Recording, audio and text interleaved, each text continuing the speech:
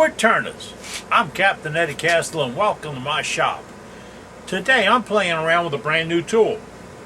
One of you guys, and you asked me not to say who it was, sent me an idea. Get this. We take a 12mm round cutter. We put it on a 1/4-inch stainless steel bar, about 10-11 inches long. We set it into a homemade handle with a little ferrule, and we use it for finials. I think you're going to like what you're going to see. All you got to do, watch. As we get started, let me tell you what I have. I have a piece of 3/4 by 3/4 blackwood, African blackwood. It's about 5 inches long. I chucked it up in my one-way stronghold with the spigot chucks on it. I've roughed it out using a roughing gouge just to get it knocked down to where we can get started. Now I'm going to start with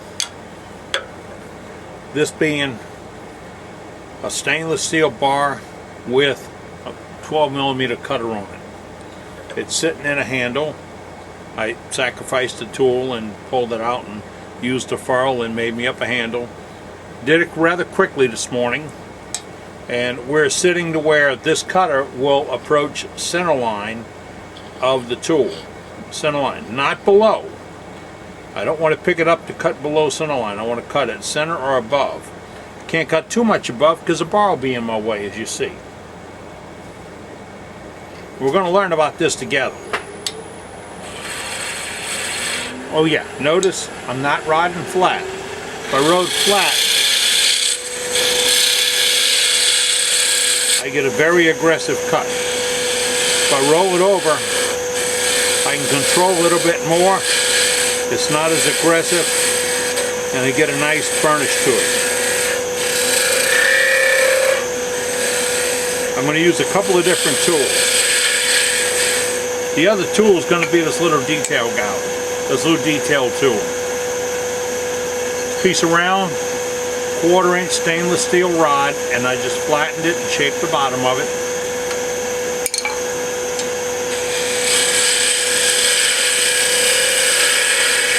Now, if you guys that have a hard time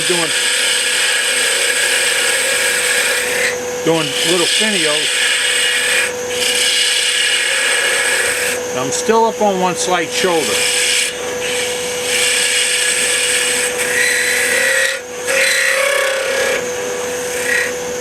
Now you got to consider something. This deep into the point, I've damaged the wood with that spur. So that's got to be the top of my piece right up in here. That other part's got a hole in it.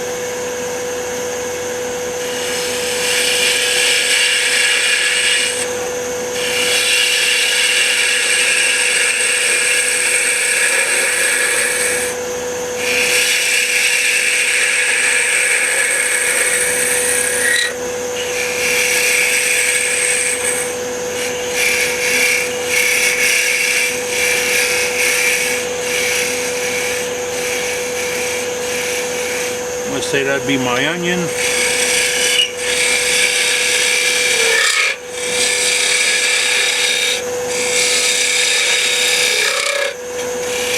My base.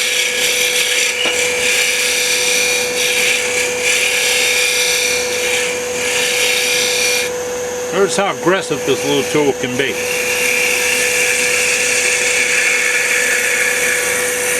Absolutely no chatter.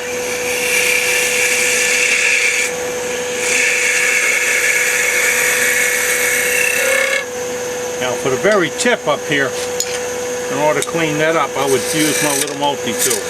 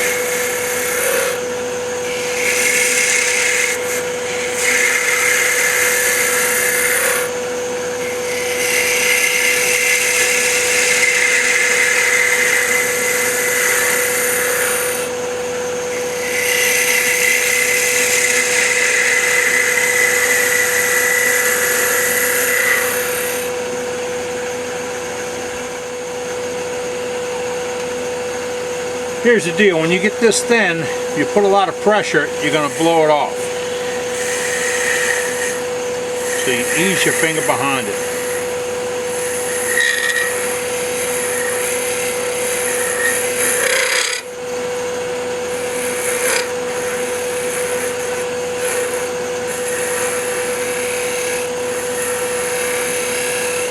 Heard a little chatter because the wood started moving. Cleaning up underneath that crown.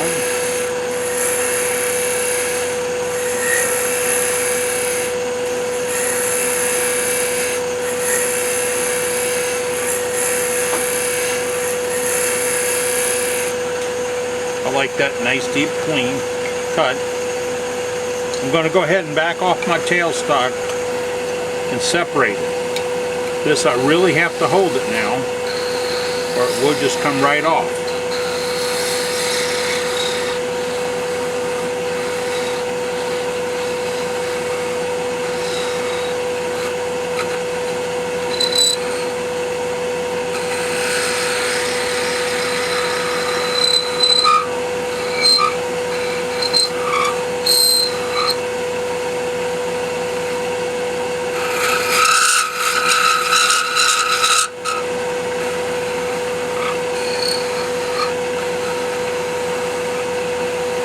You see it move when I pushed on it there because I wasn't in a mood, in a position to get a cut.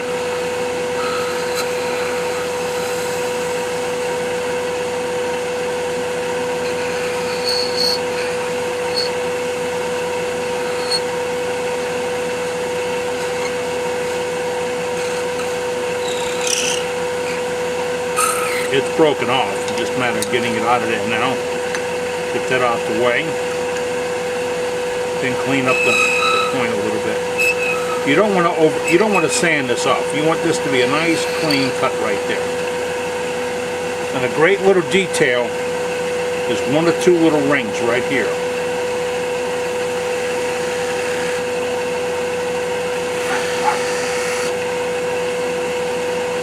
Never do three because if they're not spaced properly, they look bad. Step to doing good finials is sand as you go.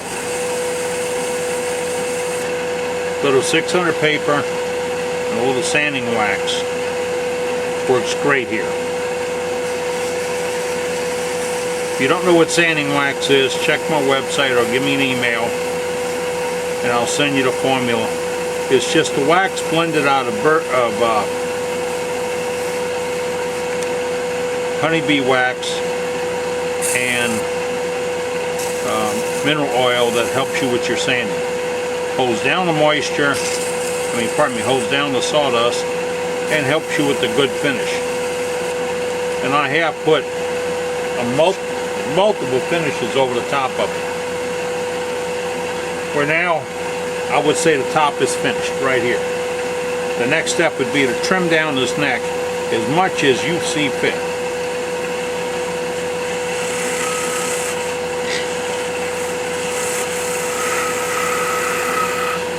One comment on that. If you make it too thin and you take it to an art show and you're not watching your piece, it will get broken.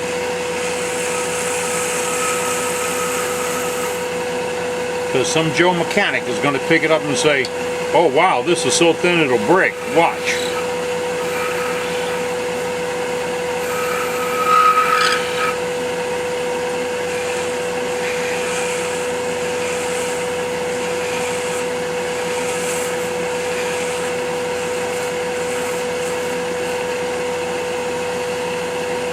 That's less than an eighth.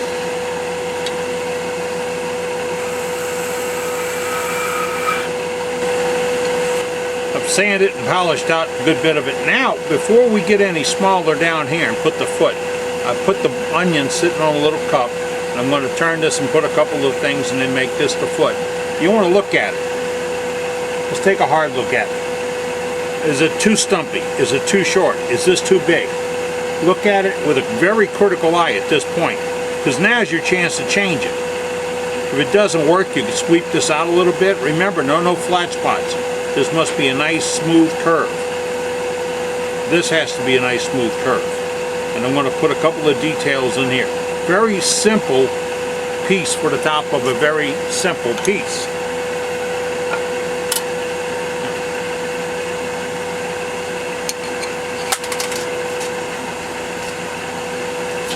Back to my little multi-tool.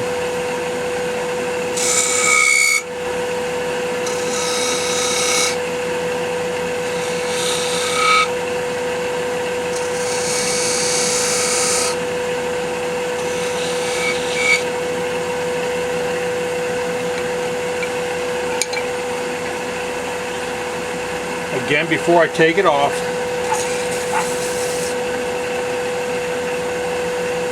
a little bit of sanding wax.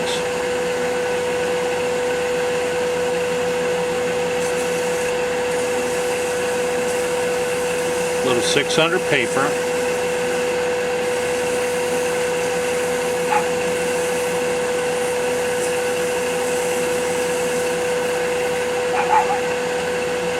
That little noise maker you hear is my dog Nia. She feels she's got to protect me from the rest of the world.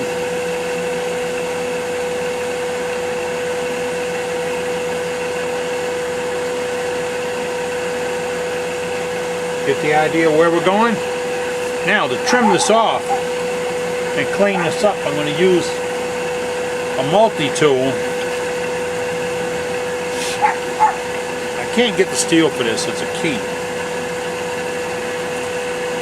I'm going to take this down right here.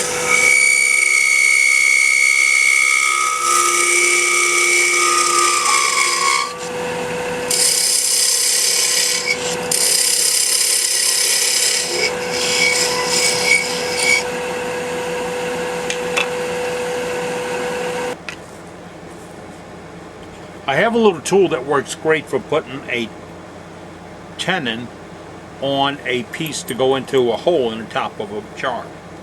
I've drilled a 1/4 inch hole with my 1/4 inch Forstner bit. So I want this piece that I'm turning to have a 1/4 inch tenon on it. So I have taken a 1/4 inch ignition wrench. Now you can get a whole box of these at Harbor Freight for $5. And I have rounded the top of one of them and brought it back about an 3/16 of an inch from the face of the other. Now this is a cutting tool.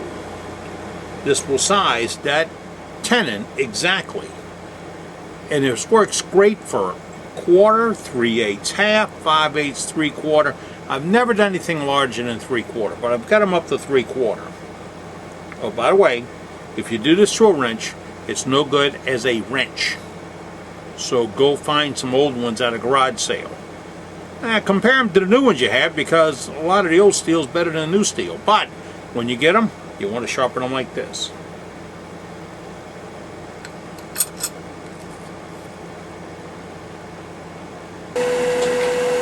To use this little ignition wrench cutter, it goes in like that. We're going to just go up here lightly. Now, key is I'm pushing down on the back of the handle to keep this tip, this cutter, in contact with the bottom.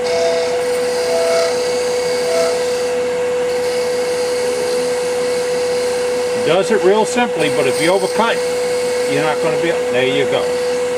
Right through it. And I know I have a perfect 1/4 inch tenon on that piece.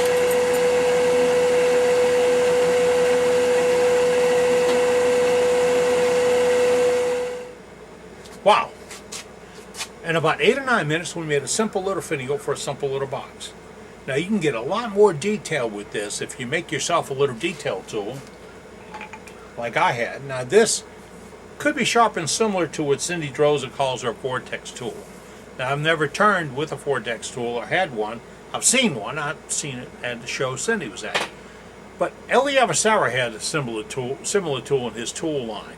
It was flattened on the top and had a slight curve, and it made for great little detail work, just like I used it today. Also, the 1/4 inch bar stainless steel. I don't know what it's going to cost yet. I'm shopping it. I'm probably going to make this a kit. I'm probably going to put this with 3 cutters in it, round bar sharpened, all together in one package for you. And it's great for hollowing little pieces. Oh, and that ignition wrench. One more time, I have to remind you that when you're using the ignition wrench, you have to pry down on a tool rest to keep this flat in contact with the bottom of the tenon, or it'll wobble off and you'll get something smaller. And that is a perfect 1/4 inch tenon. And I've got a forcing bit that matches it. Oh, and I didn't show you, when I was parting it off, I went negative under this edge right here. I went a little negative because when it sits on top of a jar or box, if it's a little positive and the top's a little positive, you get a crack underneath it. Ugly. Then you're worried about how to fix it. So fix it early by going undercut on that. And a little sandpaper to take the shavings off, and oh, you got a nice top for a nice box. I'm Captain Eddie. We've been making shavings. Oh, and by the way, we're going to extend that sale that we had until November 1st. We're going to push it a couple more weeks. So if you're looking for cutters, the least expensive cutters available anywhere, I think I can say that now because you haven't proven me wrong.